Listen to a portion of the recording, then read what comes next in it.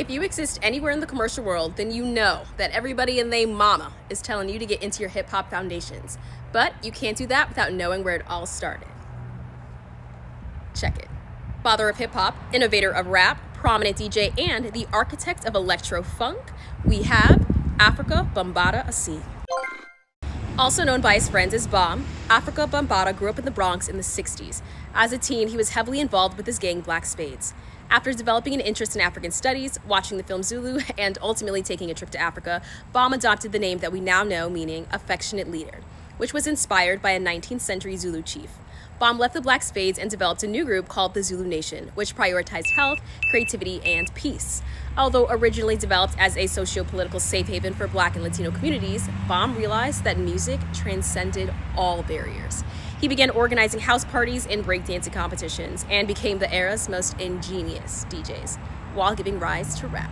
You go back to when slaves came to these shores, to bebop and the poetry of Sonia Sanchez, the last poets. Then you go into James Brown when he used to do his call and response rap, the revolutionary rap of Malcolm X. Pigmeat Markham did Here Comes the Judge, which had the rhymes and the funky breakbeat behind it. It's always been there, but once we came around, we named the whole hip-hop culture. Even when we're talking to each other, we're rapping. Rap and MCing is just one of the 5 pillars that Bambaataa coined as hip-hop. We also have DJing, graffiti, dancing, and knowledge of self. Bam and his crew moved from block parties to bigger venues like the Audubon Ballroom. The popular ballroom was eventually taken over by the city, which definitely had nothing to do with the prominent racial and physical violence or the assassination of civil rights leader Malcolm X.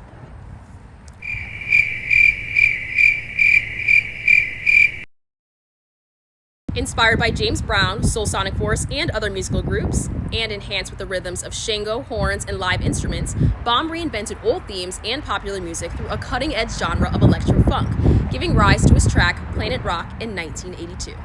Bam's influence spread to Europe, where he performed a concert in London for the African National Congress to support the release of Nelson Mandela.